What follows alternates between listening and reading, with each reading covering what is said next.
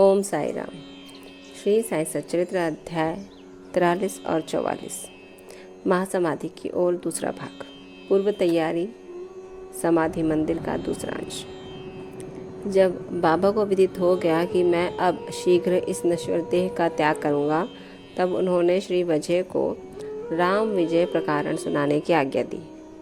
श्री वजय ने 1 सप्ताह प्रतिदिन पाठ सुनाया। तत्पश्चात बाबा ने उन्हें 8 पहर पाठ करने की आज्ञा दी। श्री वजय ने उस अध्याय की द्वितीय आवृत्ति 3 दिन में पूर्ण कर दी और इस प्रकार 11 दिन बीत गए। फिर 3 दिन और उन्होंने पाठ किया।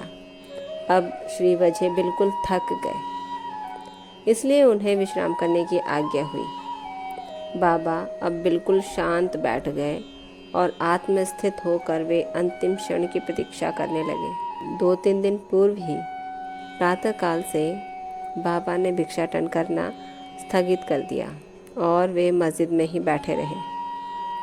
वे अपने अंतिम क्षण के लिए पूर्ण सचेत थे, इसलिए वे अपने भक्तों को धैर्य तो बंधाते रहते, पर उन्होंने किसी से भी अपने महानिर्वाण का निश्चित समय प्रकट न किया। इन दिनों काका साहब दीक्षित और श्रीमान बूटी बाबा के साथ मस्जिद में नित्य ही भोजन करते थे। महानिर्वाण के दिन 15 अक्टूबर को आरती समाप्त होने के पश्चात बाबा ने उन लोगों को भी अपने निवास स्थान पर ही भोजन करके लौटने को कहा। फिर भी लक्ष्मीबाई शिंदे, भागोजी शिंदे, बाईजाबाई, लक्ष्मण बाला शिंपी और नाना साहब निमोड़कर वहीं रह गए। श्यामा नीचे मस्जिद की सीढ़ियों पर बैठे थे। लक्ष्मीबाई शिंदे को 9 रुपए देने के पश्चात बाबा ने कहा, मुझे मस्जिद में अब अच्छा नहीं लगता है, इसलिए मुझे बूटीवाड़े में ले चलो, जहाँ मैं सुखपूर्वक रहूँगा। ये ही अंतिम शब्द उनके श्रीमुख से निकले। इसी समय बाबा बायाजी के शरीर की ओर झुक गए और अंतिम श्वास छोड़ दी। भागोजी ने देखा कि बाबा की श्वास रुक गई है। तब उन्होंने नाना साहब निमोड़कर को पुकार कर यह बात कही। नाना साहब ने कुछ जल लाकर बाबा के श्रीमुख में डाला, जो बाहर लुढ़क आया।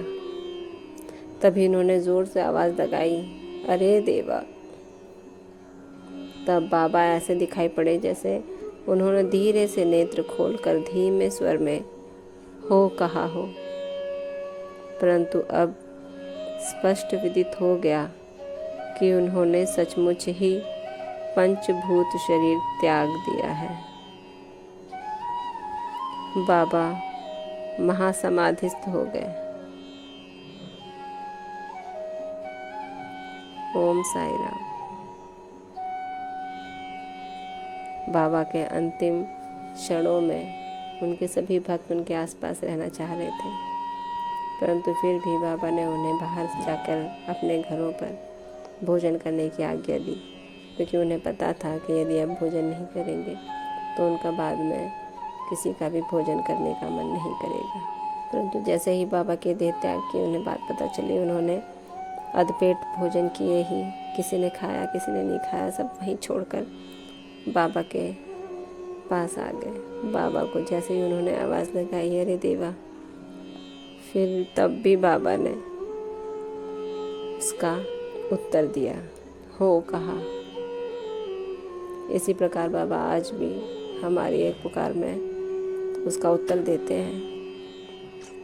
इस बात से पूरी तरह से स्पष्ट है कि बाबा तब भी हमारे साथ थे, वो साथ देखते, और अब भी बाबा हमारे साथ है।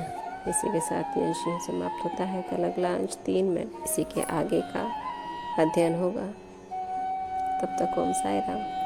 बाबा आप सब पर कृपा रखें, आपको आशीर्वाद दें और कष्टों से दूर रखें। ओम साई राम।